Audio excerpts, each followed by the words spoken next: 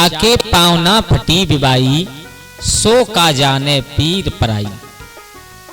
दोस्तों, आज मैं आप लोगों को एक ऐसी कहानी से रूबरू कराने के लिए जा रहा हूं, जिसे सुनने के बाद आप लोगों को लगेगा कि जो इंसान जिस परिस्थिति से गुजर जाता है, उसी इंसान को उस परिस्थिति का आभास हुआ करता है।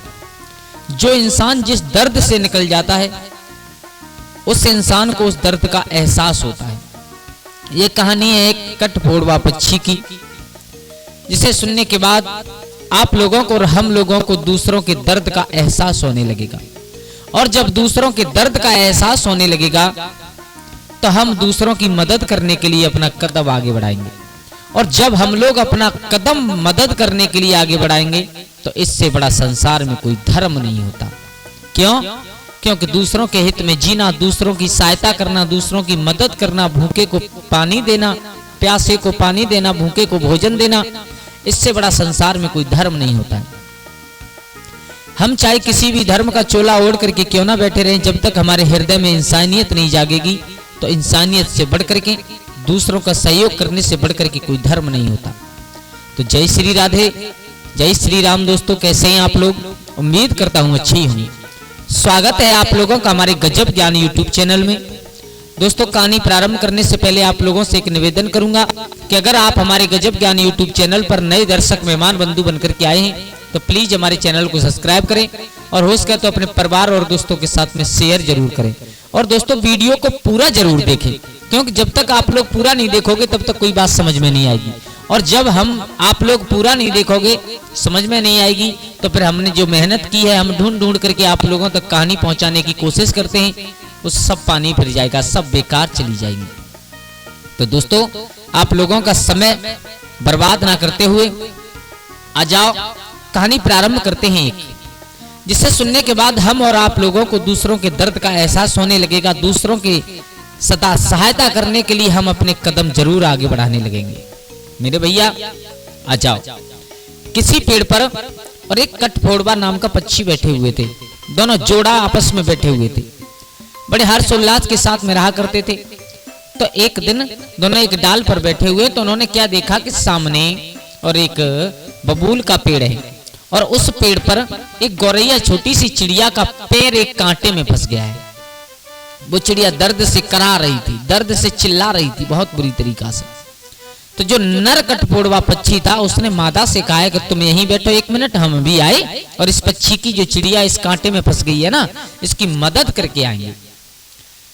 वो मादा थोड़ी अहंकारी थी, उसने कहा, बोले तुम पागल हो क्या है, क्यों जा रहे हो मदद करने? अगर तुम जाओगे तो तुम भी फंस सकते हो। अगर तुम मदद करने जाओगे तो तुम भी फंस सकते हो, फिर तुम्हारी मदद यहाँ कौन करेगा?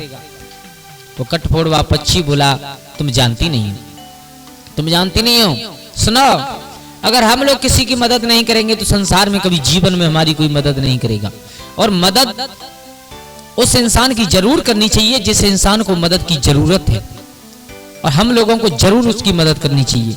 देखो, ये हमारा धर्म हुआ करता है कि एक दूसरे की मदद करना, क्योंकि ये संसार, ये जीवन है ना, ये एक संघर्ष है, और संघर्ष करते करते हमें अपना जीवन व्यतीत करना है। और इसमें अगर दूसरे की मदद करने की जरूरत पड़ जाए, मदद लेने की जरूरत पड़ी जाए, तो जरूर लेनी चाहिए और जरूर मदद करनी चाहिए। देखो, अब तुम्हें नहीं मालूम है इसके दर्द का एहसास, इसके कितना दर्द हो रहा होगा, तड़प रही है बुरी तरीका से, बेचारी चिल्ला रही है। और अगर थोड़ी बहुत देर और ऐसे ही अगर रुकी रही तो ये मर भी जाएगी, इसकी जान भी जा सकती है। तो इसलिए मैं इसकी मदद जरूर करूंगा। मेरे भैया, मादा पक्षी बार बार समझा रही है मत जाओ, लेकिन वो नहीं माना। उसने कहा, देखो तुम जानती नहीं हो, मैं तुम्हें एक कहानी सुना रहा हूं कि किसी गांव में एक रंगन नाम का एक शिकारी रहा करता था। वह घने जंगलों में जाल बिछाकर जंगली जानवरों को पकड़ा करता था। जो रंगन नाम का शिकारी था, वो जंगली जानवरों को जाल बिछा करके पकड़ा करता था। जंगली जानवरों को फंसाने के लिए वह बहुत दुख देने वाले तरीका प्रयोग करता था।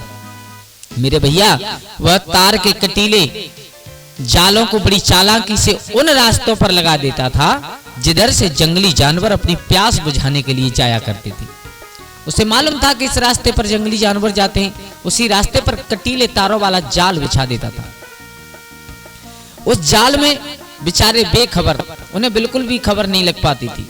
बेचारे बेखबर जंगली जानवर जब तालाब की ओर जाते तो उस जाल में फंस जाते और तड़प तड़प कर अपने प्राण दे देते थे। मेरे भैया अंदाज लगाना, कटीले तार के जाल में अगर कोई जीव फंस जाए तो कितनी दर्दनाक मौत होगी उसकी। लेकिन सुबह होता तो वो कठोर रंगन नाम का जो शिकारी था अपने जालों को देखने के लिए जाता रोजाना। अक्सर उसे किसी ना किसी जाल में कम से कम एक सांवर, एक चीतल और एक हिरन मरा हुआ जरूर रोजाना मिल ही जाता था। और उसका यही काम था, उसका यही धंधा बन चुका था, यही बिजनेस बन चुकी थी मेरे भैया। रंगन बड़ी सावधानी से, और जो जानवर उस जाल में फंस करके मर जाते थे ना, और उनका चमड़ा उतार लेता और उसके मांस को पास के शहर में बेच देता। जानवर का चमड़ा वह स्थानीय चमड़ा विक्रेताओं को बेच देता था।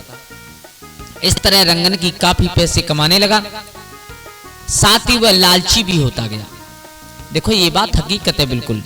इंसान को अगर 2 पैसे कमाने का मौका मिल जाए, 2 पैसे कमाने लगे तो सोचता है 3 कमाए, 4 कमाए, यानी उसका लालच बढ़ता जाता है। लेकिन लालच बहुत बुरी चीज होती है मेरे भैया। अपने धर्म पर रह करके दूसरों की सहायता करते करते अगर जितना पैसा कमाओ उतना सही है, लेकिन कभी भी दूसरों को दुख देख करके अपनी झोली भरना ये बहुत गलत बात हुआ करती है मेरे भैया। अब यही कारण था कि किसी किसी दिन तो 4-4 जानवर भी उसके हाथ लग जाते थे। अब तो उसका रोजाना का यही काम हो गया, उसका यही बिजनेस बन गया जंगलों में, जंगल में, और उन जीवों की खाल बेचना और उनका मांस बेचना। मेरे भैया एक दिन प्रातः सुबह सुबह हमेशा की तरह वह जंगल में अपने जालों को देखने के लिए गया। संकरे जंगली रास्ते पर खामोशी से अपने जालों की जांच करते हुए वह आगे बढ़ रहा था। पहले 4-5 जाल उसे अपने खाली मिले बिल्कुल, उनमें कोई जानवर आज नहीं फंसा था। उस रंगन को थोड़ी निराशा हुई और स्पष्ट बात थी कि हिरणों को उसके जाल के खतरों का एहसास हो गया था और वे उन जालों से बचकर निकल गए थे। फिर वह दूसरे जाल को देखने के लिए आगे बढ़ा। वह लगभग 1 किलोमीटर दूर निकल गया होगा, लगभग, कि उसे एक जाल में फंसा हुआ और एक बड़ा सा चीतल हिरन दिखाई दिया। मेरे भैया चीतल मर चुका था, लोहे के कटीले तारों से उसके गले में गहरा घाव हो चुका था। अब रंगन ने उस चीतल हिरन को देखा तो चीतल हिरन को देख करके रंगन का चेहरा खुशी से चमक उठा। उसने बैठकर अपने झोले से एक चाकू निकाला और उसकी खाल उतारने लगा, उस हिरन की, मरे हुए हिरन की। मेरे भैया रंगन अपने काम में इतना मस्त था कि उसे इस बात का पता ही नहीं चला कि एक भारी भरकम हाथी उसी रास्ते पर धीरे धीरे चला आ रहा था उस रंगन की तरफ। वो कठफोड़वा नाम का पक्षी अपनी मादा को समझा रहा है। सुनिए, दूसरों के दर्द का एहसास इंसान को कब होता है?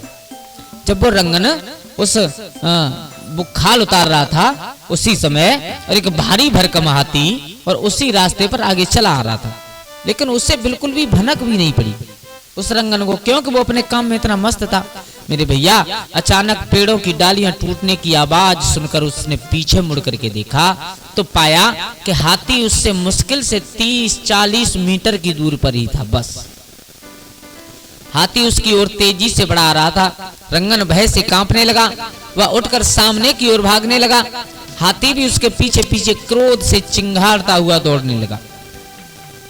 अंदाज लगाना दोस्तों, कल्पना करके देखना, आप जंगल में अकेले हो और आपके पीछे कोई जंगली जानवर पड़ जाए, कोई मदद करने वाला भी ना हो, तो क्या आपके हृदय पर बीतती है? अंदाज लगाना, कल्पना करके देखना। रंगन अभी 60-70 मीटर की दूर तक ही गया होगा कि अचानक हुआ क्या कि उसकी गर्दन किसी चीज में फंस गई और रंगन खड़ा का खड़ा रह गया। इतना घबरा गया उस हाथी को देख करके रंगन, इतना घबरा गया कि उसके होश उड़ गए और एकदम लड़खड़ा करके जमीन पर गिर पड़ा। और वहीं पर उसका एक पहले से बिछाया हुआ जाल बिछा हुआ था। मेरे भैया जैसे ही गिरा तो वो कटीले तारों वाला जाल उसके शरीर में चुभ गया और उसके शरीर से खून निकलने लगा, दर्द उसे होने लगा बहुत। रंगन किसी तरह सरक कर पास की घनी झाड़ियों में छिप गया। कुछ देर बाद चिंगारता हुआ हाथी उसी रास्ते से होकर आगे निकल गया, उसे रंगन दिखाई नहीं दिया। मेरे भैया अब रंगन अपने ही जाल में फंसा पीड़ा और डर के मारे कांप रहा था। दर्द हो रहा है उसे क्योंकि कटीले तार थे और उस जाल में फंस करके रंगन बुरी तरीका से कांप रहा है। मेरे भैया बड़ी मुश्किल से वह मौत के मुंह में जाने से बचा, बाल बाल बच गया। बुरी तरह से घबराए हुए रंगन ने किसी तरह से अपने को लोहे के उस कटीले जाल से छुड़ाया, लेकिन झाड़ी से निकलने की उसकी हिम्मत तक नहीं हो रही थी, क्योंकि उसे मालूम है कि यहाँ पर एक बहुत खतरनाक हाथी, भारी भरकम हाथी घूम रहा है। मेरे भैया थोड़ी बहुत देर और बेचारा रंगन बैठा रहा। उसने जब उसे पूरा विश्वास हो गया कि अब हाथी यहाँ से चला गया, तो कई घंटों बाद वह अपने घर की तरफ चला। अपने घर की तरफ चला। अब जो मरा हुआ चीतल पड़ा था उसे तो भूल गया, केवल अपने दर्द से कराहता हुआ आगे के लिए चला है। आज रंगन को महसूस हुआ कि दूसरों का दर्द क्या होता है, क्योंकि जिसने जो जाल जानवरों के लिए बिछाया था, आज वो रंगन खुद ही उसमें फंस गया और उसे दर्द का एहसास हो गया उस दिन से। और उसने बिल्कुल शिकार करना जानवरों का बंद कर दिया और अपनी जीवन लीला चलाने के लिए वह किसी और काम में व्यस्त हो गया। तो वो कठफोड़वा कह रहा है, सुनिए, जब दूसरों के दर्द का एहसास इंसान को होता है ना, तभी बुरे कर्म छोड़ता है। और जब दूसरों के दर्द का एहसास होने लगेगा तो इंसान हमेशा दूसरों की सहायता करने की सोचेगा। और जब इंसान सहायता करने की सोचेगा, सहायता करेगा, तो इससे बड़ा संसार में कोई धर्म नहीं होता है। दूसरों की सहायता करना, दूसरों की मदद करना, ये संसार में जीव का सबसे बड़ा धर्म हुआ करता है। तो अगर तुम कहो, चाहे तुम मना करो, मैं इस गौरैया पक्षी की मदद करने के लिए जरूर जाऊंगा। तो दोस्तों, इस कहानी से केवल हमें यही सीखने के लिए मिलता है कि परिस्थिति पता नहीं कब किसके ऊपर आ जाए और कब किसको अपना शिकार बना ले। समय का कोई पता नहीं चलता। आज आपका समय अच्छा चल रहा है, कल आपका समय खराब हो जाए। तो हो सकता है आज आप किसी की मदद ना करो, तो जब आपका समय खराब हो जाए, जब आप कहीं फंस जाओ, तो शायद आपकी भी कोई मदद ना करे। इसलिए दोस्तों, संसार में मदद करने के सिवाय दूसरा कोई धर्म नहीं है। जितना हो सके दूसरों की मदद करो। हो सकता है तुम्हारी थोड़ी सी मदद से शायद उसकी जिंदगी बच जाए। तो दोस्तों, आज की कहानी केवल इतनी ही। क्या आप लोगों की समझ में आया? कमेंट में एक बार जरूर बताएं। आज के लिए बस इतना ही। कल फिर मिलते हैं किसी एक नई कहानी, एक नई चर्चा के साथ। तब तक के लिए सभी लोग आनंदित रहिए, खुश रहिए। जय श्री राधे, जय श्री राम।